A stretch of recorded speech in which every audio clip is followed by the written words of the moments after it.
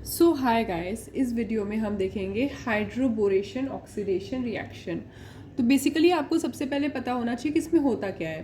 तो देखिए, हमने ये पढ़ा है कि एडिशन ऑफ वाटर, इससे पहले हमने इस वीडियो से पहले हमने पढ़ा है addition of water to an unsymmetrical alkene. तो ये आपका बेसिक सोचिए अनसिमेट्रिकल एल्कीन है। अब देखिए, जब वाटर ऐड होता है इसके अलॉन्ग तो फिर क्या होता है, वो मार्कोनिकॉफ रूल से गवर्न होता है। मतलब अगर सोचिए H2O लगाएंगे तो हाइड्रोजन वहाँ जाएगा जहाँ ज़्यादा नंबर ऑफ हाइड्रोजन है, मतलब H यहाँ लगेगा और OH यहाँ लगेगा। अब अगर आपको रिएक्शन में दिया है कि देखिए मार्कोनिकॉफ रूल में क्या है, H यहाँ लगेगा OH यहाँ, आपके क्वेश्चन में ऐसा दिया है कि H को यार यहाँ लगा दो, OH को इस तरफ लगाओ, ठीक है, तब ये आपका हो जाएगा हाइड्रोबोरेशन ऑक्सीडेशन रिएक्शन। ओके, वैसे आप इंटर कन्वर्ट कर सकते हैं चीज़ों को, सबस्ट्रेट को। ओके, तो इसमें रिएजेंट क्या होगा, B2H6। B2H6 आपका क्या है, डाइबोरेन, और इसमें सॉल्वेंट क्या है, THF, टेट्रा हाइड्रोफ्यूरैन। ओके, और एक और रिएजेंट इसमें क्या है, H2O2, हाइड्रोजन परऑक्साइड इन बेसिक कंडीशन। ओके, इससे प्रोडक्ट क्या बनेगा, हमने कह दिया कि भाई आपको देखिए मार्कोनिकॉफ में हम क्या करते हैं, हाइड्रोजन यहाँ लगाते हैं, OH यहाँ लगाते हैं। यहाँ बस इसका उल्टा हो जाएगा, यानी ये सिंगल बॉन्ड बना और हाइड्रोजन आपका यहाँ लग गया और OH यहाँ लग गया। ओके ओके, तो ये आपका प्रोडक्ट बनेगा। ओके, तो इसीलिए इंपॉर्टेंट है इसका मैकेनिज्म, हाइड्रोबोरेशन ऑक्सीडेशन रिएक्शन। अब चलिए इसका मैकेनिज्म देख लेते हैं।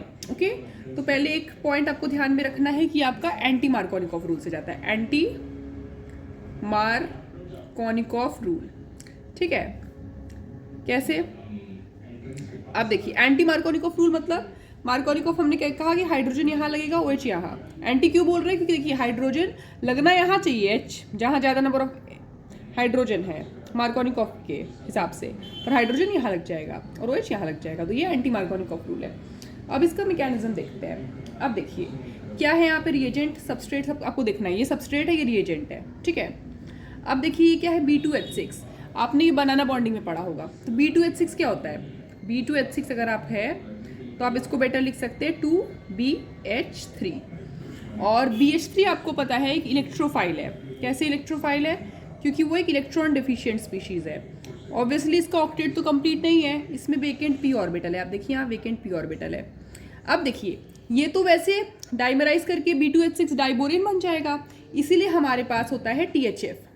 THF क्या होता है, ईथर ग्रुप होता है, तो इसके पास लोन पेयर होता है, तो ये अपना लोन पेयर यहाँ डोनेट करके रखता है, जिससे ये BH3 के फॉर्म में रहता है, B2H6 नहीं बनता है। अब क्योंकि ये BH3 के फॉर्म में रहता है इसीलिए ये रिएक्शन प्रोसीड होता है। ओके, बहुत आपको एक मैकेनिज्म का ऐसे बहुत डिटेल जानने की जरूरत नहीं है, बट एक अंडरस्टैंडिंग होना चाहिए, वरना आप टफ क्वेश्चंस नहीं सॉल्व कर पाएंगे। ओके, चलिए मैकेनिज्म देखते हैं। तो हमने ये वाला एल्कीन लिया जो हमारा अनसिमेट्रिकल एल्कीन है। ओके, इसका मैकेनिज्म देख लेते हैं। अब देखिए ये हमारा CH है, CH2 है, तो ऑब्वियसली हम समझ गए कि BH3 यहाँ मेन है, ठीक है, BH3। तो BH3 को आप लिख सकते हैं HBH2। अब आपको देखिए ध्यान रखना है, ये वाला जो है पार्शियली नेगेटिव होता है, ये पार्शियल पॉजिटिव होता है। क्यों भाई, देखिए ये तो इलेक्ट्रॉन डेफिशिएंट है ना, हमने क्या कहा कि ये इलेक्ट्रॉन डेफिशिएंट है, ऑब्वियसली वेकेंट p ऑर्बिटल है इसमें, तो पार्शियली ये पॉजिटिव चार्ज होता है, ये पार्शियली नेगेटिव चार्ज होता है। ओके, तो इससे क्या होगा, देखिए अगर आपने सोचिए इसमें BH3 का एडिशन करवाया है तो इसको कैसे लिख सकते हैं, देखिए इसको CH3CH, ये एक देखिए सिंगल बॉन्ड है, और ये जो डबल बॉन्ड है ये टूटने वाला है सोचिए, और ये आपका CH2 है, ठीक है। अब देखिए क्या हो रहा है, यहाँ पे क्या है, ट्रांजिशन स्टेट बनता है किसका, HBH2 का। अब आप ध्यान से देखिए, मैंने क्या कहा कि जो BH2 है वो पार्शियल पॉजिटिव है और H आपका पार्शियल नेगेटिव है। पार्शियल नेगेटिव का नेगेटिव कहाँ पे जाएगा, जहाँ पॉजिटिव चार्ज स्टेबलाइज हो। तो आप ऐसे देखिए, आपको ये कंफ्यूज नहीं करना है, यहाँ पे ट्रांजिशन स्टेट है तो आपका कोई कार्बोकेटायन इंटरमीडिएट नहीं बनेगा, बट अगर आप समझना चाहे तो आप समझ सकते हैं कि अगर यहाँ पे पार्शियल पॉजिटिव चार्ज हो तो वो ज़्यादा स्टेबलाइज होगा। आप खुद समझिए हाइपर कॉन्जुगेशन के हिसाब से, बस समझने के लिए, यहाँ अगर हम पार्शियल पॉजिटिव चार्ज दें तो वो ज़्यादा स्टेबलाइज होगा। तो क्योंकि यहाँ पे पार्शियल पॉजिटिव चार्ज ज़्यादा स्टेबलाइज है तो हम नेगेटिव वाले को यहाँ लगाएंगे, और इसका बॉन्ड भी भाई टूटेगा ऐसे, ठीक है। तो ये BH2 यहाँ पे लगाएंगे, और ये 4 मेंबर का आपका क्या है, ट्रांजिशन स्टेट हो गया, ठीक है। अब देखिए जितना यहाँ स्टेरिक हिंड्रेंस ज़्यादा होगा इन सब एरियाज में उतना अनस्टेबल हो जाएगा। ओके, और ये हमारा कौन सा होता है, रेट डिटरमाइनिंग स्टेप होता है, RDS। ओके, रेट जो है इस स्टेप पे डिपेंड करेगा। अब आगे हम देख सकते हैं, तो चलिए ये हमारा ट्रांजिशन स्टेट बना। ट्रांजिशन स्टेट ज़्यादा देर तक यहाँ पे नहीं एग्जिस्ट करता है, वो फटाक से हट जाएगा, और क्या बनेगा देखिए, तो आप देखिए ये वाला बॉन्ड, अब आपको एक चीज़ ध्यान रखना है, HBH2 सेम साइड से आ रहा है, तो इसको हम कहते हैं सिन एडिशन, इसको हम कहते हैं सिन एडिशन। अब देखिए इससे बना क्या, ट्रांजिशन स्टेट जब ब्रेक करा तो CH सिंगल बॉन्ड CH2, यहाँ पे क्या लग गया, H लग गया, यहाँ पे BH2 लग गया, ठीक है। अब आपको ध्यान देना है कि भाई ये एक इकलौता ऐसा तो नहीं है, और भी यहाँ बहुत सारे एल्कीन्स है, ये वाला एल्कीन एक ही तो नहीं है, यहाँ से 3 और भी हो सकते हैं, तो हम 3 लेंगे, क्यों, आपको पता चलेगा CH CH2। आप ध्यान से देखिए, अभी भी तो ये पार्शियल पॉजिटिव है और अभी भी ये पार्शियल नेगेटिव है, तो इस एल्कीन पे अभी भी अटैक कर सकता है ना। अभी भी अगर ये सोचिए 4 मेंबर ट्रांजिशन स्टेट बनाएगा, यहाँ अभी भी पॉजिटिव स्टेबल है, यहाँ अभी भी H लग सकता है, और ये BH2 और एल्कीन के साथ अभी भी लग सकता है। तो देखिए ये क्या बनेगा, तब आप खुद देख सकते हैं ना। देखिए अब हम लोग इस पे करवा रहे हैं, तो ये CH3 बनाया मैंने, CH बनाया, एक सिंगल बॉन्ड बना, ये CH2 बना, ठीक है। अब देखिए हमने क्या कहा, H को यहाँ लगाया, तो यहाँ पे भाई BH2 का भी तो 2 H बचा है ना, तो एक BH2 का H यहाँ लगा, ये ऐसे ऐसे है, ये B के साथ एक H तो है, और उसके अलावा ये R है, तो इसको हम R ग्रुप मान लेते हैं, ठीक है, आसानी होगा, वरना हमको बहुत ऐसा लगेगा स्टेटिकली बहुत बल्कि हो जाएगा लिखना। तो ये हो गया भाई। अब यहाँ पे भी तो कहानी नहीं खत्म हो रही है, अभी तो ये भी एल्कीन है, ऐसा फिर होगा भाई, यहाँ पे भी एक और H बचा हुआ है, ठीक है।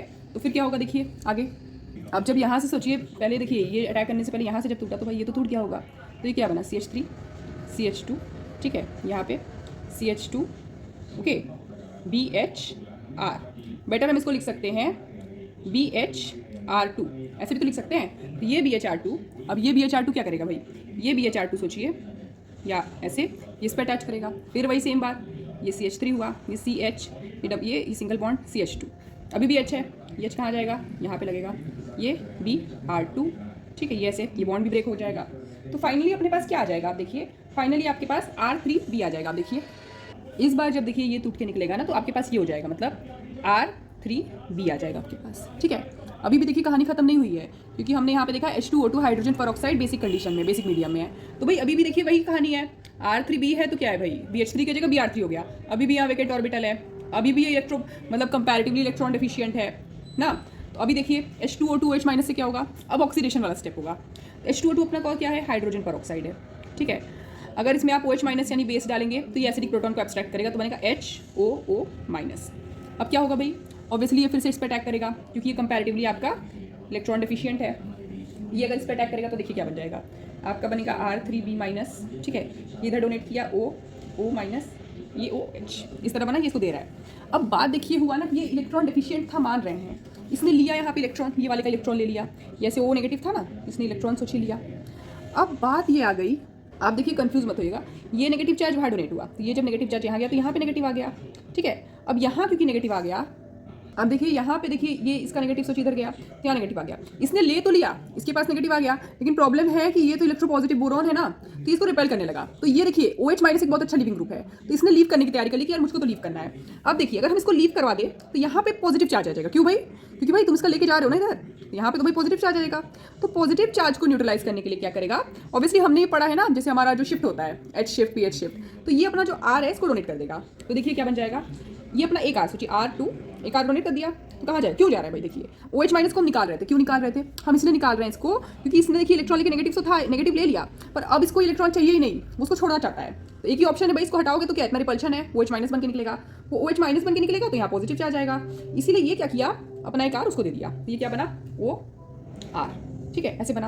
अरे ये तो फिर से बार बार हो सकता है, ये एक ही बार तो नहीं होगा ऐसे, मतलब जब तक ये इसके पॉजिटिव चार्ज को जब भी यहाँ पे पॉजिटिव चार्ज आएगा, जब तक इसके पास R है देने के लिए, तब तक ये हो सकता है, क्योंकि फिर से तो हम करवा सकते हैं OH- से यहाँ फिर से दे देंगे OOH, ये सेम चीज़ होगा, फिर ये अपना R देगा।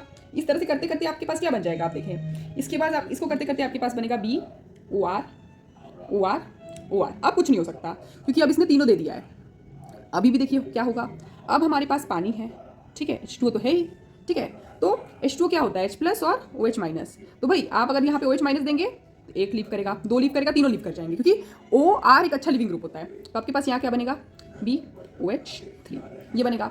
और एक चीज़ बनेगा, आप देखिए ये जब लीव कर रहा है तो RO- के फॉर्म में लीव कर रहा है, तो BOH3 के साथ आपके पास क्या है RO- टच ले लेगा ROH। अब आपको ध्यान में रखना है कि R क्या था, आप ध्यान रखिए, आप अगर ध्यान दें तो देखिए पहली बार हमने R किसको लिखा था, पहली बार हमने R लिखा था CH2 CH2 CH3, तो ये क्या है भाई, ये है आपका ये plus CH2 CH3 CH2 CH2 OH, alcohol बना और ये बना बोरिक एसिड।